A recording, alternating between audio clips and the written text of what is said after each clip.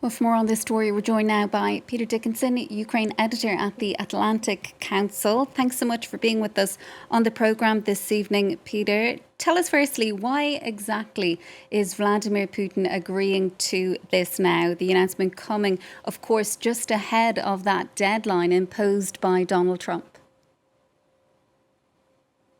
Good evening. Well, I think the answer is in the question here. You're quite right to know that this came just as time was running out on Trump's latest deadline. Now, Trump has set a number of deadlines and ultimatums, and he's extended them, but there was a sense that maybe this time there was no more room for manoeuvre on Trump's side, that he would have to take action against Putin. So we see Putin coming out with talk of a bilateral meeting. So this is actually not an entirely new approach from Putin. We saw a similar move, a slightly different, but similar a month or so ago, when European leaders threatened to impose tough sanctions, and Putin came out and said, "Okay, let's have a direct meeting between Ukraine and Russia," which then took place in Istanbul. So, he pulls these meetings out as a way of perhaps stalling, but playing for time, dragging out the negotiating process, and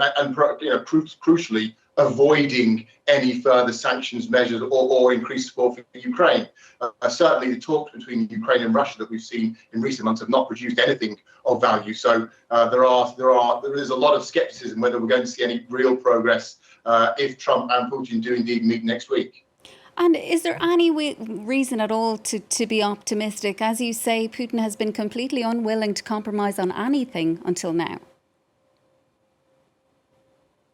Well, certainly the sentiment in Kiev is that until Putin faces more pressure, higher costs, there really is very little scope for him coming to the table for serious peace negotiations.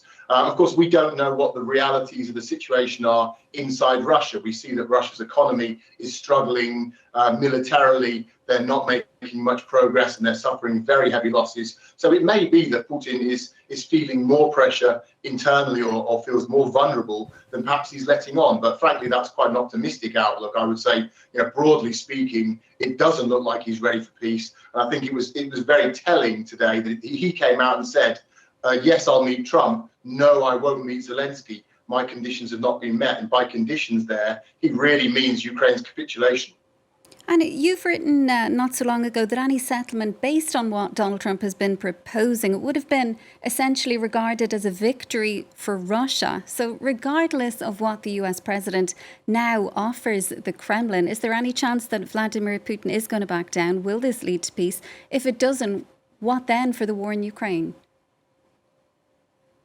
Well, I think the key point is here that Trump had offered Putin over the last 6 months very generous peace terms. Essentially, he made concession after concession to the Russians and demonstrated a readiness to agree to most of their terms in terms of territory, in terms of Ukraine's neutrality, in terms of the relief of sanctions for Russia, and so on. So Putin's decision to basically say no to that and to continue pushing underlines that his objectives here are still very, very maximalist. It's not enough for Putin to gain some territory in Ukraine. He really needs to gain the whole of Ukraine, or at least control over Ukraine. Putin does not want an independent and sovereign Ukraine as his neighbor, which is going to continue becoming, trying to integrate into Europe, because Putin is very concerned that could be a catalyst for some sort of push for democratic reform inside Russia itself, maybe even for the breakup of the Russian Federation. So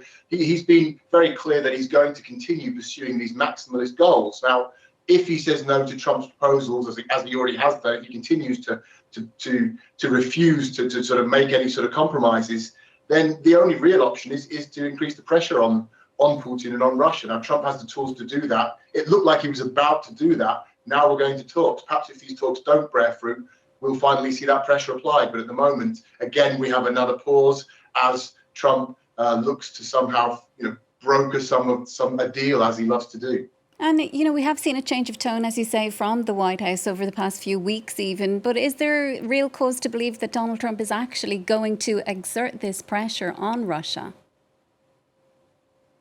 Well, that's a very good question. And of course, the skeptics would say no. The skeptics would say he's certainly not inclined to do so. I think it's very clear that Trump has made it very clear over the years that he has a lot of admiration for Vladimir Putin, that he sees America and Russia as natural partners, and he'd be very comfortable sitting down with Putin and sort of deciding the big issues of the world, not only the war in Ukraine, but other issues as well. That fits with his worldview. So certainly he's reluctant to get tough with Russia.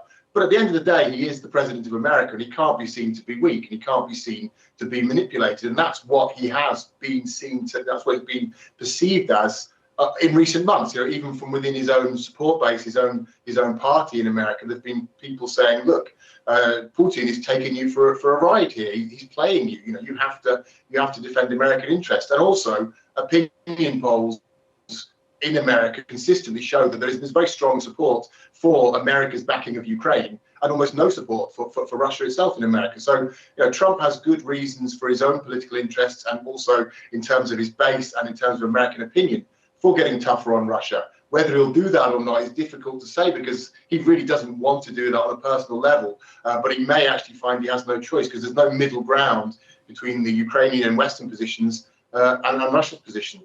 Finally, Peter, where does all of this leave Ukraine, though? Is it going to have any space at the table? The White House casting doubt on whether or not this summit will even go ahead if Putin doesn't agree to meet Zelensky, which seems unlikely at this point. Yeah, it certainly looks unlikely. I mean, that was one of the few clear things we actually saw today. There's a lot of ambiguity about this meeting, what's been decided, what's on the table. The one thing that the Russians were very clear about is that they're not ready to meet with Ukraine, with Zelensky. So that certainly at this stage looks unlikely. I think it's also unlikely that we'd see a scenario where Zelensky or Ukraine is just simply presented with a fait accompli and told this is the reality. You have to basically shut up and accept it. I think that Ukraine will have a major say in any peace process, and we'll have to back it.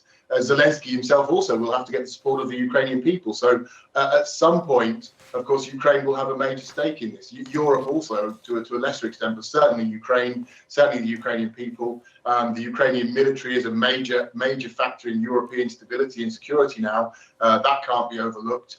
So at some point, I think if we want to move to a peace agreement, the Ukrainians will be involved. But at this stage, the Russian agenda seems to be to exclude Ukraine and to try and sit down, one-on-one, a sort of superpower summit, Cold War style summit with Trump to maybe get concessions from the Americans, maybe divide the Western camp a little bit, and also demonstrate that Russia is a world power. Peter, thanks so much for joining us with that analysis. That is Peter Dickinson, Ukraine editor at the Atlantic Council. Thank you.